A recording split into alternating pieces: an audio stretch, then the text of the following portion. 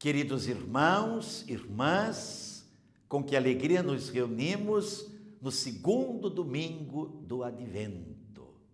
E hoje, 8 de dezembro, solenidade da Imaculada Conceição da Virgem Maria.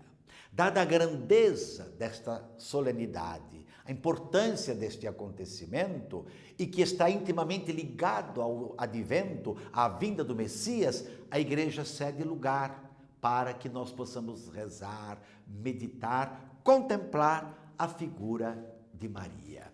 Nós estamos com o evangelista Lucas hoje, portanto, no capítulo 1, versículos 26 a 38.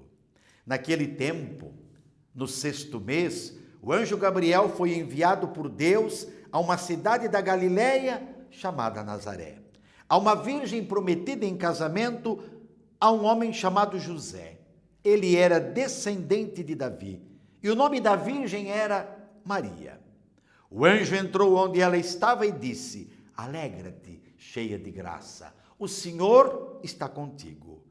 Maria ficou perturbada com estas palavras e começou a pensar qual seria o significado da saudação. O anjo então lhe disse: "Não tenhas medo, Maria, porque encontraste graça diante de Deus. Eis que conceberás e darás à luz um filho, a quem porás o nome de Jesus. Ele será grande, será chamado Filho do Altíssimo, e o Senhor Deus lhe dará o trono de seu pai Davi. Ele reinará para sempre sobre os descendentes de Jacó, e o seu reino não terá fim." Maria perguntou ao anjo: "Como acontecerá isso, se eu não conheço homem algum?" O anjo respondeu: "O Espírito virá sobre ti, o poder do Altíssimo te cobrirá com sua sombra. Por isso, o menino que vai nascer será chamado Santo, Filho de Deus. Também Isabel, tua parenta, concebeu um filho na velhice. Este já é o 6º mês daquela que era considerada estéril, porque para Deus nada é impossível." Maria então disse: "Eis aqui a serva do Senhor, faça-se em mim segundo a tua palavra." E o anjo retirou-se. Palavra da salvação. Glória a vós, Senhor.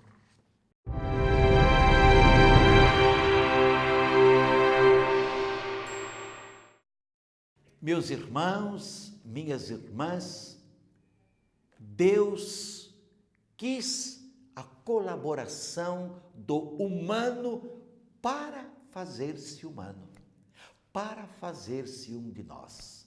Mais precisamente, a colaboração, mais intimamente, o sim de uma mulher. Ele podia ter vindo a nós de tantos modos. Ele quis o sim de uma mulher. Mulher que ele preparou desde toda a eternidade para ser a mãe do seu filho, o seu filho que ela geraria por obra do seu Espírito, o Espírito Santo de Deus.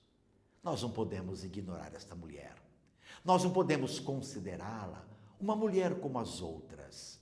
Por quê? Porque ela é cheia de graça, bendita entre todas as mulheres. De qual mulher ou de qual criatura, de qual ser humano se diz cheio de graça, bendita entre todas as mulheres, ou bendito entre todos os homens? Não, só de Maria encontraste graça diante de Deus. Meus irmãos, o fundamento bíblico desta verdade que a igreja proclama, que é a Imaculada Conceição da Virgem Maria, tem o seu fundamento, na própria palavra, no próprio mensageiro de Deus. A mensagem que ele dirigiu à jovem de Nazaré: "Salve, ó cheia de graça, o Senhor está contigo." Quer dizer, o que está acontecendo em Maria é pura graça, bondade e iniciativa de Deus para dizer: o pecado não pode superabundar. O pecado não pode permanecer. É a graça de Deus que permanece para sempre. E ela resiste a todas as coisas. Ela permanece para sempre. A expressão cheia de graça indica a obra maravilhosa do amor de Deus, que quis restituir-nos a vida e a liberdade. Vida e liberdade perdidas por causa do pecado, por causa da desobediência, portanto, da autossuficiência. E isso mediante o Filho unigênito de Deus, o Filho encarnado de Deus, que por nós deu a vida, morreu, ressuscitou. Aí verificamos a identidade mais profunda de Maria, o mistério da Imaculada Conceição, que é fonte de luz interior, de esperança e de conforto. Deus age através de nós, age conosco, precisando de nós, através do nosso sim, é que Ele vai nos salvar. No meio das provações da vida e, sobretudo, das contradições que o homem e a mulher vivenciam dentro de si, à sua volta, Maria, mãe de Cristo, ela precisamente nos diz que a graça é maior que o pecado, que a misericórdia de Deus é mais poderosa, infinitamente mais poderosa do que o mal, e Ele sabe transformá-la em bem. Todos os dias, é claro, experimentamos o mal que se manifesta de muitos modos em nossa vida, nos acontecimentos, em nossas relações, cuja raiz está em querer competir com Deus.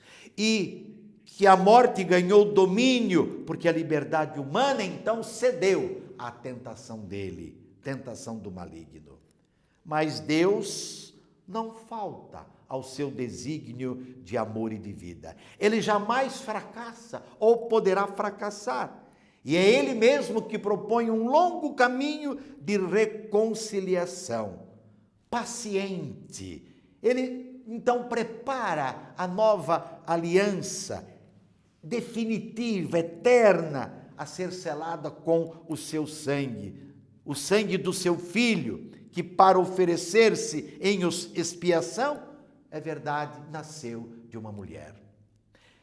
Dessa maneira, na mãe de Cristo e nossa mãe, realizou-se perfeitamente a vocação de cada ser humano, a nossa vocação.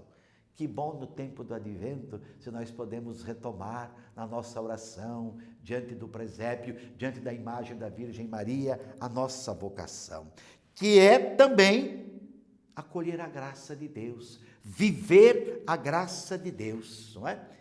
Que deve resplandecer, como na vida de Maria, em nossa vida, porque o Pai de nosso Senhor Jesus Cristo, escreve o apóstolo Paulo, nos abençoou com toda espécie de bênçãos espirituais. Foi assim que Ele nos escolheu, antes da fundação do mundo, para sermos santos e irrepreensíveis. Predestinou-nos a ser adotados como seus filhos. Portanto, a santidade, sermos imaculados, estarmos sempre vivendo na graça de Deus, é o que Ele quer. E é o caminho que nós somos chamados a fazer. E é possível fazer esse caminho, porque Ele fez no seu Filho este caminho. Maria fez este caminho. Ao dirigir o olhar a Nossa Senhora, como não deixar que ela desperte em nós, seus filhos e filhas, a aspiração pela beleza, pela bondade, pela pureza de coração? A sua pureza eclesial, ou melhor, celestial, leva-nos para Deus, ajudando-nos a superar a tentação de uma vida medíocre, sem laços de pertença e de comunhão, sensibilidade, feita de compromissos com o mal, com a mentira, com o egoísmo, com a iniquidade, com o isolamento, para orientar-nos decididamente ao bem, que é a fonte da vida. Nós podemos sair desta situação do mal e vivermos o bem.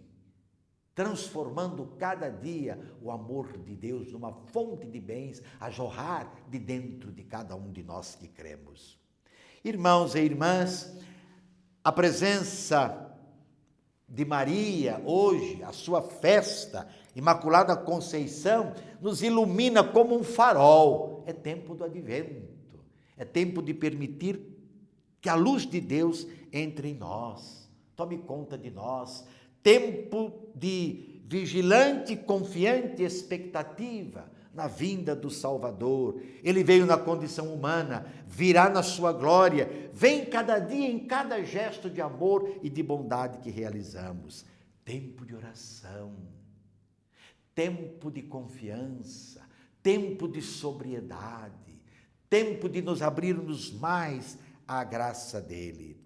Enquanto caminhamos ao seu encontro, nós olhamos para Maria, que brilha como sinal de esperança segura e de consolação aos olhos do povo de Deus peregrino. Como conclusão, a doutrina da Imaculada Conceição expressa a certeza da fé que as promessas de Deus se realizaram, que a sua aliança não falha, mas produziu uma raiz santa, da qual germinou o fruto abençoado de todo o universo, Jesus, o Salvador. A Imaculada demonstra que a graça é capaz de suscitar uma resposta e que a fidelidade de Deus sabe gerar uma vida de fé marcada pela bondade, uma fé verdadeira e boa, se assim a gente pode dizer. Ave cheia de graça, o Senhor é contigo, bendita sois entre as mulheres, e bendito é o fruto do teu ventre, Jesus. E sobre todos desça a bênção de Deus Todo-Poderoso, Pai, Filho, Espírito Santo, permaneça para sempre.